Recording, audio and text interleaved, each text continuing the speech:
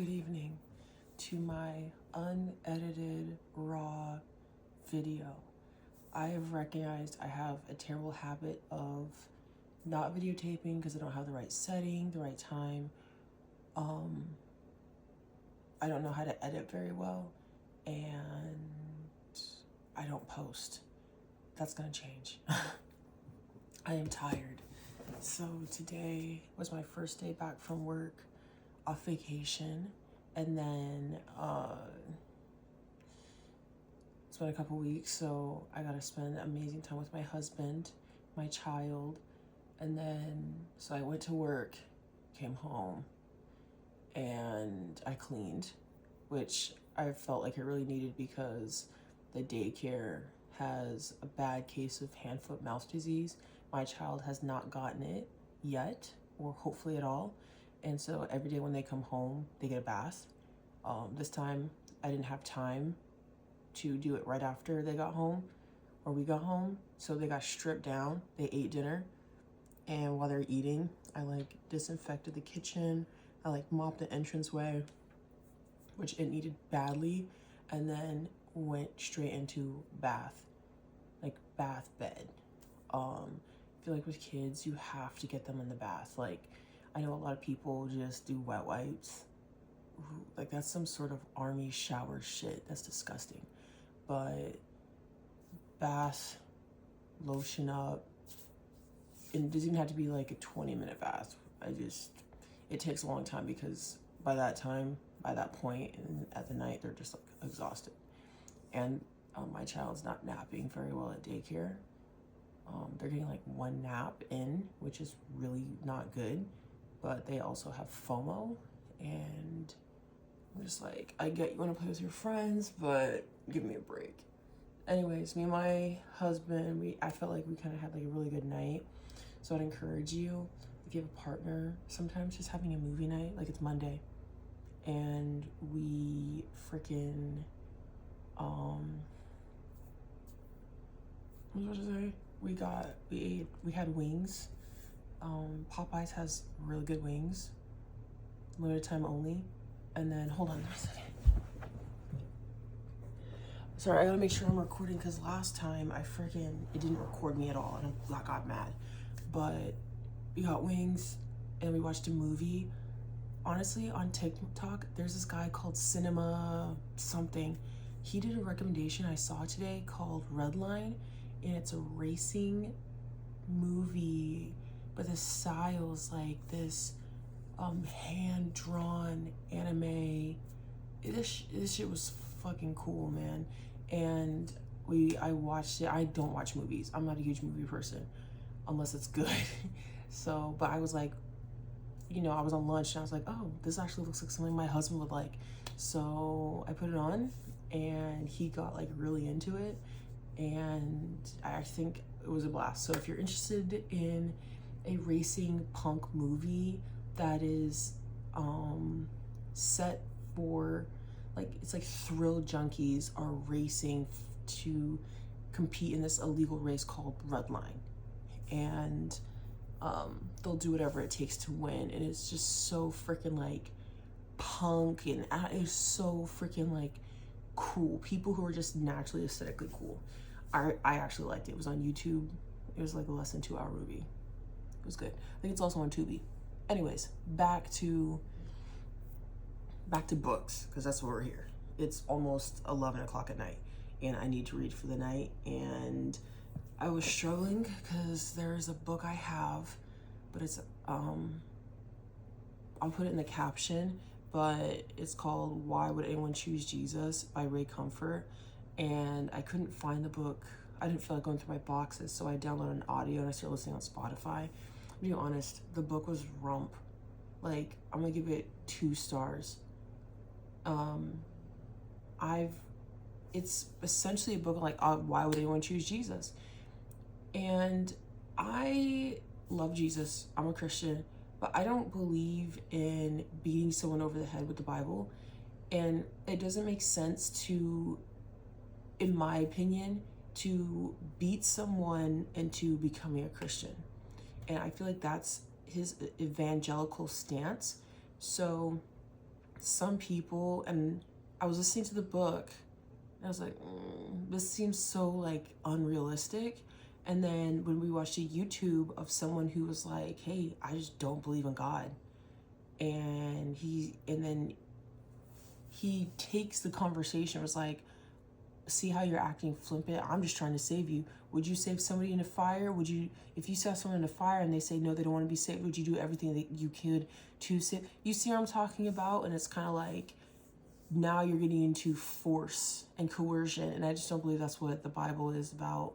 I believe salvation's a free gift, and the book is very thin. I think it was like 100 pages. The audiobook is like 5 hours, but I'm like, I'm not digging it. I'm gonna DNF it. So, sometimes I listen to audiobooks when I'm lazy. Sometimes, but right now we're going to be reading The Pearl.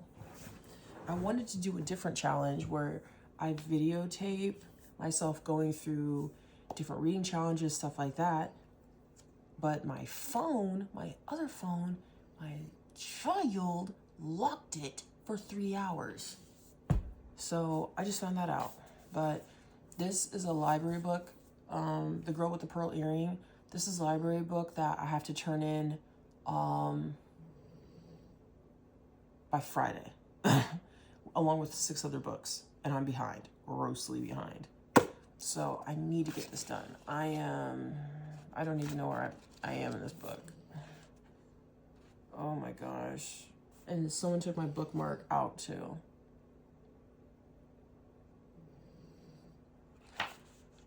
I think Dutch people are pretty cool. I think the names are cool, like Lisbeth, Aladis, Corlina, Taneki. Oh no, I don't know if I'm pronouncing these right. I'm sorry, I'm tired, but I'm really trying to like continue to read daily, and it's my fault for reading so late. I should have read before, like on my lunch break, knowing I was gonna watch a movie tonight. But it was random. I think I watch a movie every 6 months.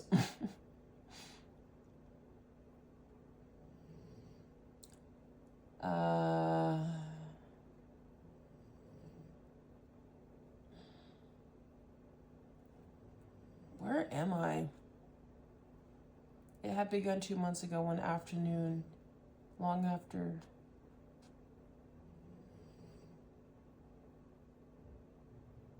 What the hell? Oh.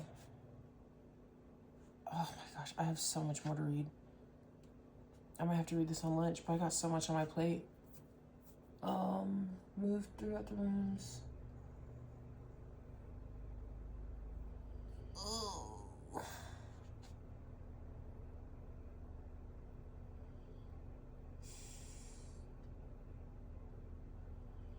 Golly. So, okay. I'm sorry. There's so much dead air, but you're just gonna have to please give me grace. So essentially in this book, it's about this girl who's around 12 years old.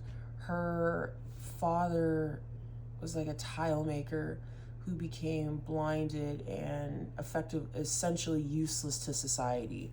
And they sent her older brother away. It's not an intern. What do you call it? To be like a pupil, to, learn the trade.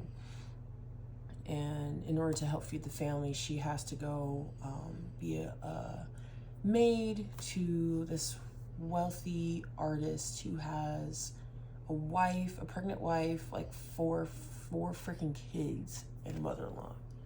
So she's like a freaking maid, cook, all this.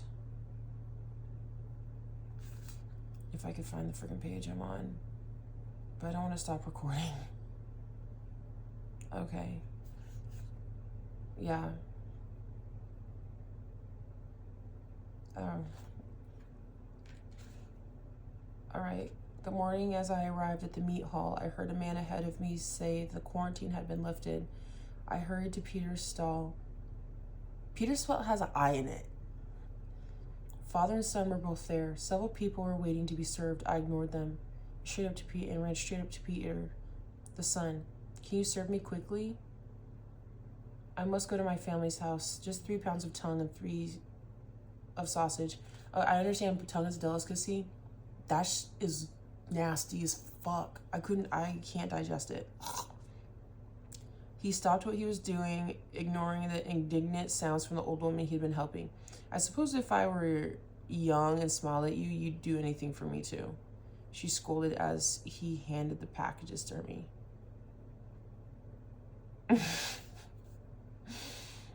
She's not smiling, Peter replied. He glanced at his father, then handed me a smaller package. For your family, he said in a low voice. I did not even thank him. I snatched the package and ran. Only thieves and children run. I ran all the way home. My parents were sitting side by side on the bench, heads bowed. When I reached them, I took my father's hand and raised it to my cheek. I sat next to him and said nothing. There was nothing to be said.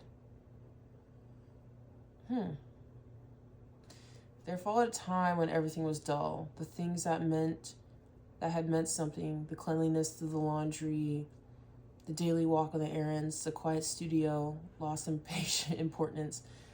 Though they were still there, like bruises on the body that fade to hard lumps under the skin. I was at the end of the summer that my sister died.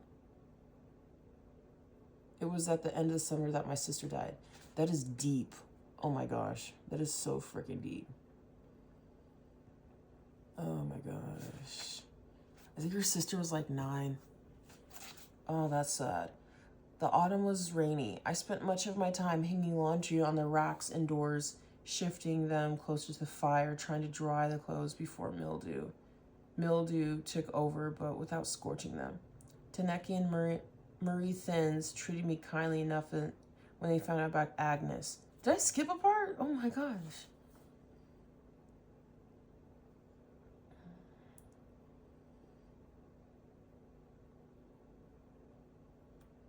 Did I skip a part?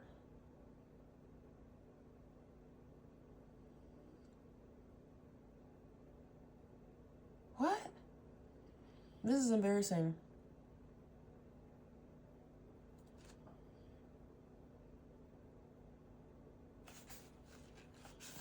Did I? Oh my gosh.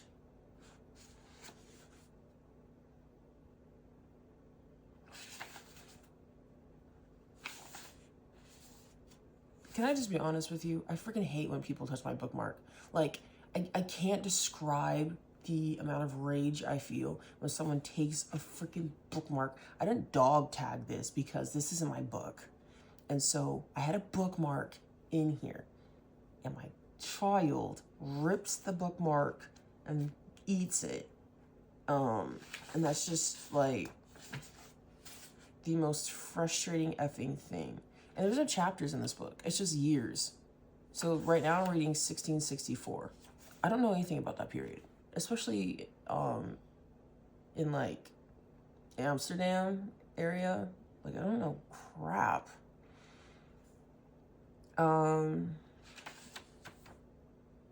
Okay, I'm understanding now. I didn't miss a part. I think I might have fallen asleep on what I had just read.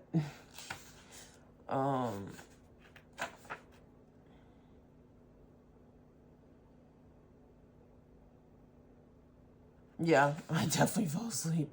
I used to fall asleep on books all the effing time, and I would crinkle the hell out of them, which is not good because my mom got them at the Scholastic Book Fair.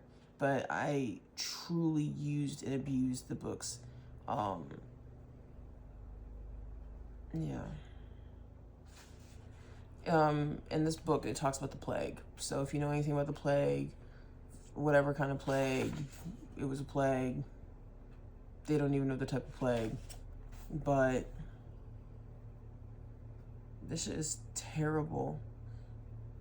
Taneki and Marie Thins, you know, the other maid in the house, treated me kindly enough when they found out about Agnes, which is the sister that died.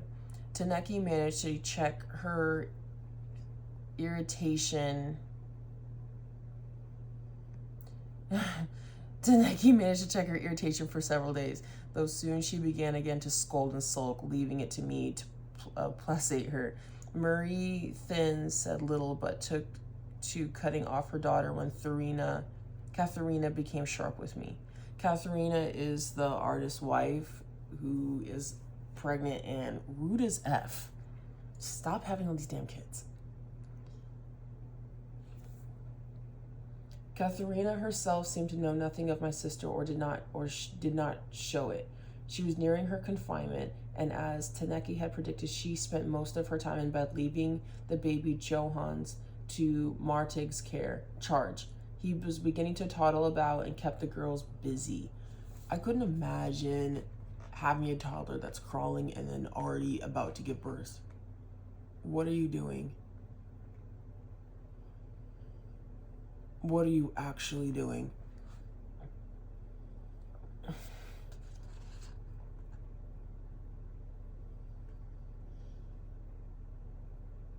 Sorry, I was looking at the inside cover. I'm sorry if I go silent. I'm not used to like videotaping, so it's gonna take me some time to actually get accustomed to videotaping. So this is just gonna be a reading and yap session. The girls, I did not know I had a sister, so would not understand that I could lose one. Only Alidus seemed to sense that something was wrong. She sometimes came to sit by me, pushing her body close to mine like a pup burrowing into its mother's fur for warmth. She comforted me in a simple way that no one else could. I genuinely like that. I like the writing, and I like how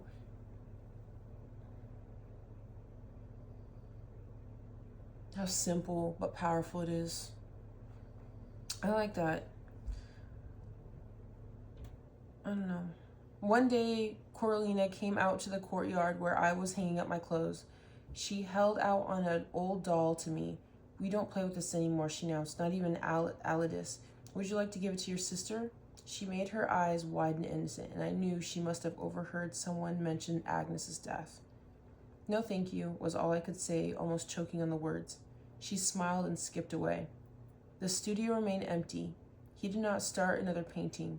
He spent much of his time away from the house, either at the guild or the Mechelin, his mother's inn across the square. I still cleaned the studio, but it became like any other task, just another room to mop and dust. When I visited Meat Hall, I found it hard to meet Peter, the son's eye. His kindness pained me. I should have returned it, but I did not. I should have been flattered, but was not. I did not want his attention. I came to prefer being served by his father, who teased me but did not demand anything from me, but to be critical of his meat. We ate fine meat that autumn. On Sundays, I sometimes went to Fran's factory and urged him to come home with me. Franz is her older brother. He did twice, cheering my parents a little. Until a year before, they had 3 children at home. Now they had none. When Franz and I were both there, we reminded them of better times. Once my mother even laughed, before stopping herself with a shake of her head. "God has punished us for taking granted our good fortune," she said. "We must not forget that." It was not easy visiting home. I found that after staying away those few Sundays during the quarantine, home had come to feel like a strange place. I was beginning to forget where my mother kept things, what kind of tiles lined the fireplace, how the sun shone in the rooms at different times of the day. After only a few months, I could describe the house in Pap's Corner better than my family's. Franz especially found it hard to visit. After long days and nights at the factory, he wanted to smile and laugh and tease, or at least sleep. I suppose I coaxed him there, hoping to knit our family together again. It was impossible, though. Since my father's accident, we become a different family. I think that it's hard for children to have to knit a family together when it's the parent's responsibility. And I can understand the depression a parent would feel, and I would never want to be in that position. I think that seeing the grief through this young girl's eyes Sorry, I thought somebody was awake. Through this young girl's eyes is so hard. She's so stoic. You know, she has so much pressure on her. And I just pray that if you are experiencing any type of grief or struggle or heartache, you are able to find solace or comfort in someone. And I think that's what she needs, is to find that. Thank you for enjoying my yap session. I'm gonna continue reading. I'm probably just gonna like, time is it? It's 11:18. I still got more to go. I'm probably just gonna go stream on Twitch. Good night, y'all.